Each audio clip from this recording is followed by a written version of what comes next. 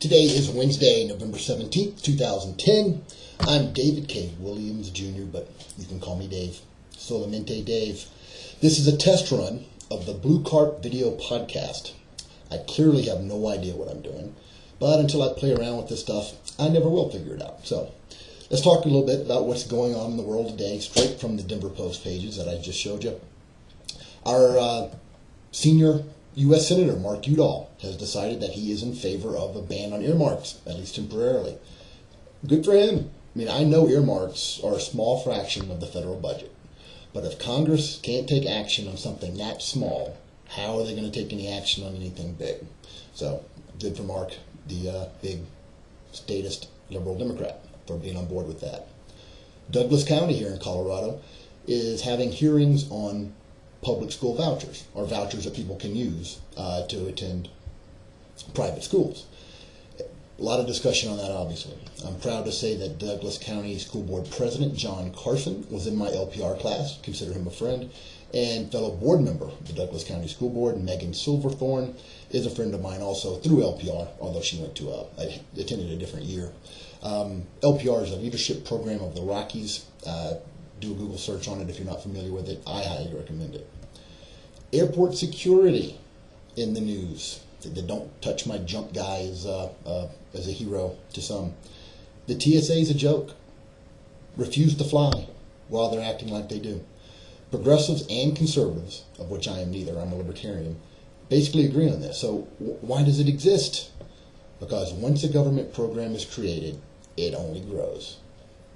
Power is never returned to the people unless we make it, unless we take it back.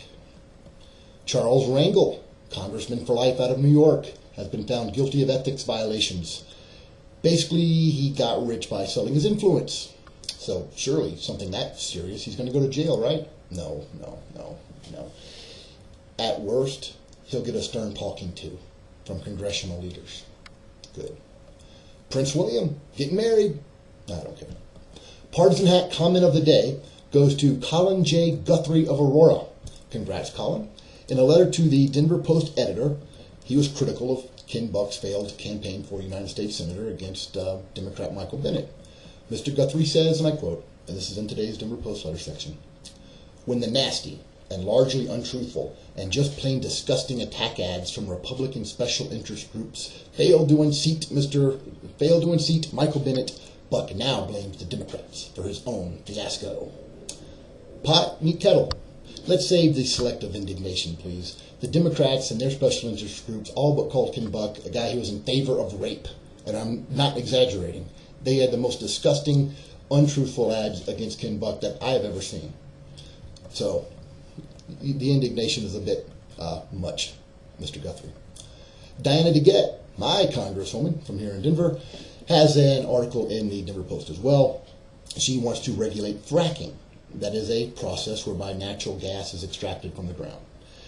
And I quote, "Anecdotal evidence has strongly linked this technique to incidents of water contamination." Anecdotal evidence, huh, Congresswoman? In other words, you have anecdotal evidence, which means you don't have any actual evidence. That's a good basis for some legislation. I'm Dave Williams. You can follow me on my blog, www.bluecarp.com. That's BLUECARP. Follow me on Twitter, @BlueCarp. Follow me on Facebook.com/BlueCarp. And if you're interested in legislative updates about what's happening at the Colorado legislature, follow me on Twitter @Gadsden Society, all one word, GADSDEN Society.